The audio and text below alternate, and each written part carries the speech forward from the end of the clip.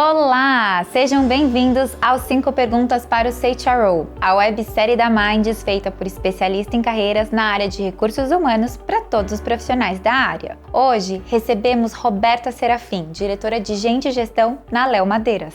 Com uma trajetória de mais de 20 anos em RH, Roberta passou por empresas como Falcone, Copagaz e Grupo Casas Bahia. Ela é referência em cultura organizacional, gestão de mudanças e equidade de gênero. Na Léo Madeiras, implementou projetos inovadores, sempre orientada a resultados e com foco em flexibilidade e adaptabilidade, fortalecendo engajamento e senso de pertencimento da companhia.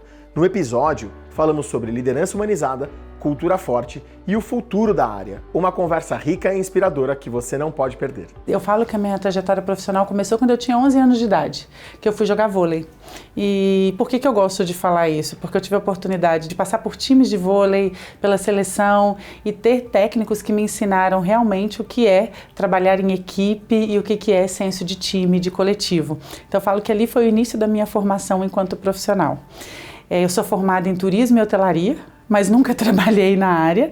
Eu tive a oportunidade de começar a minha carreira na Falcone. Eu falo que a Falcone foi uma escola de vida e uma escola profissional para mim muito grande.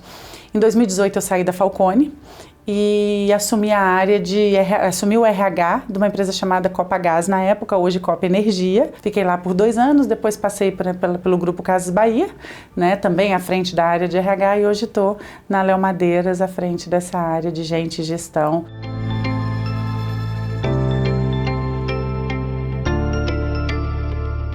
Acho que o maior aprendizado é ter certeza na prática que resultado ele vem por meio de pessoas. O meu maior aprendizado é ter a certeza de que as pessoas constroem o caminho para a sustentabilidade e perenidade das organizações. Falar de pessoas numa relação de ganha-ganha, colaborador com a empresa, que é uma relação de ganha-ganha, a pessoa se desenvolve muito mais do que o colaborador, é entender que ali eu tenho uma pessoa.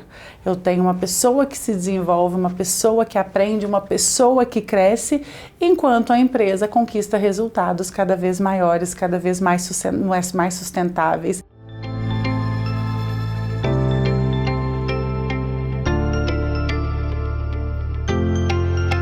Copa Léo já é uma ação que já existe na Léo há um tempo e ela tomou uma proporção no ano passado para cá enorme. É uma ação que vem falar do básico bem feito e que vem reforçar uma cultura. Na Léo a gente tem 3 valores: forte, simples e juntos. E esse simples fala da nossa leveza, da nossa alegria, da forma que não é simplista, mas da forma simples como a gente gosta de fazer as coisas. E o juntos fala que as coisas só vão funcionar se nós formos colaborativos. O que poderia representar mais essa questão do juntos do que time de futebol, do que uma Copa de futebol, que conversa com a nossa cultura, que conversa com o nosso jeito. Então nós fizemos uma Copa de futebol que, ao invés de simplesmente falar de respeito, vamos falar de diversidade, vamos falar de respeito, vamos fazer isso na prática? Fizemos uma Copa de futebol que ela contou com quase 900 jogadores, ou seja, foi uma Copa que pegou o Brasil inteiro, com quase 900 jogadores e 44 times. Times femininos e times masculinos. Então a gente já trouxe a diversidade para a realidade. E a gente também trouxe a família. Então a gente tinha jogos de futebol que nos jogos a família podia participar, e o encerramento da Copa Léo, ele foi uma festa aqui em São Paulo, onde cada colaborador podia levar a família. Teve um filho de um profissional que virou para mim, quando eu estava assistindo um jogo, ele falou assim: "Ô tia, eu quero trabalhar aqui também." Eu falei: gente, olha aqui, como é que a gente começa a criar esse senso de pertencimento do colaborador, mas envolvendo a família também.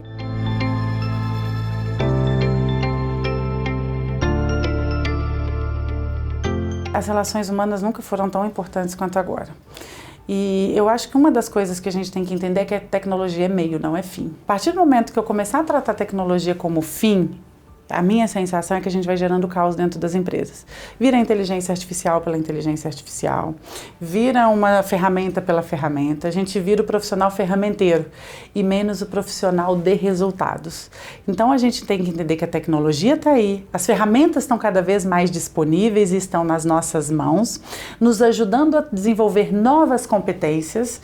Eu vou gastar meu tempo com coisas mais estratégicas, porém, mesmo utilizando o meu tempo para aquilo que é mais estratégico, para construção, as relações humanas vão continuar muito importantes. Primeiro, a tecnologia é meio e não fim. Ter clareza do que a gente quer, onde a gente quer chegar, para a gente construir caminhos para chegar lá. Mas entender que quem vai construir isso são as pessoas num espaço de colaboração e discussão. E o RH tem que potencializar a criação desse espaço.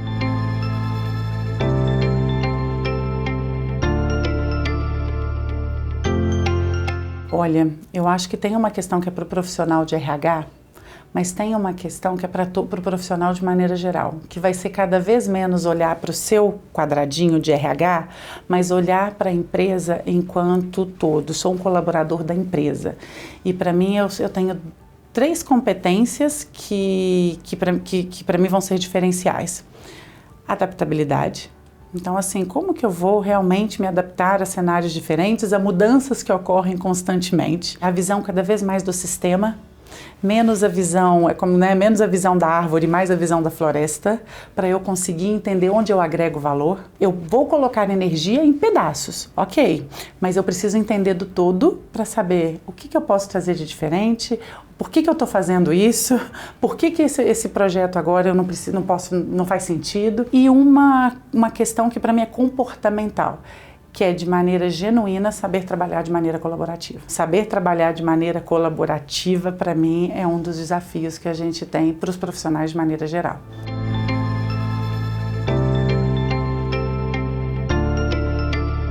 Eu acho que a decisão mais acertada na minha carreira foi ter migrado para a área de RH. Por que eu falo isso? Até 2018 eu não era do RH. Eu era a pessoa generalista que olhava para consultora, eu era uma consultora de gestão para resultados que trabalhava em diversas frentes, diversos segmentos.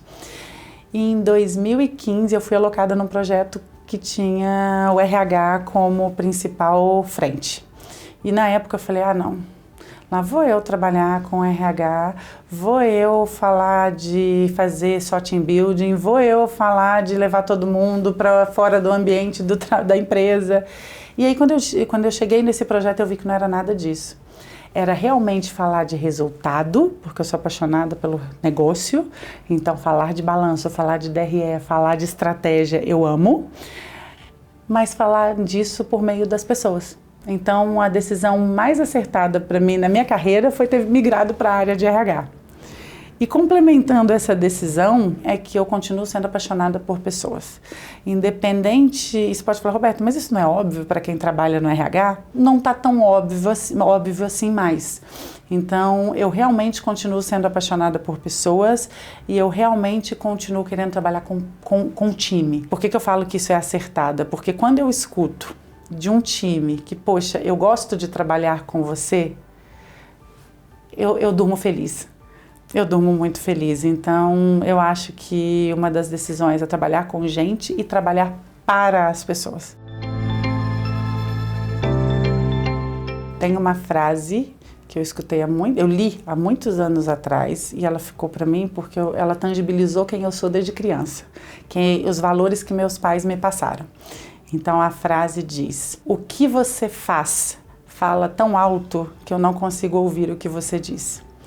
Isso para mim é de uma profundidade porque eu sempre ouvi dentro de casa assim, não adianta o que você está falando, se você está fazendo diferente do que você fala, não vale.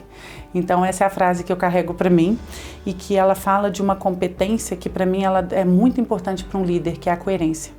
Então, ter coerência entre o que eu faço e o que eu falo é fundamental para eu conseguir criar relações de confiança com o meu time. É lógico que a gente derrapa no caminho, é lógico que de vez em quando eu falo, poxa, errei, falei uma coisa e fiz outra, mas eu tenho consciência que o que eu preciso é ter coerência entre o que eu faço e o que eu falo. Então, essa frase é a que me segue e é a minha frase de cabeceira.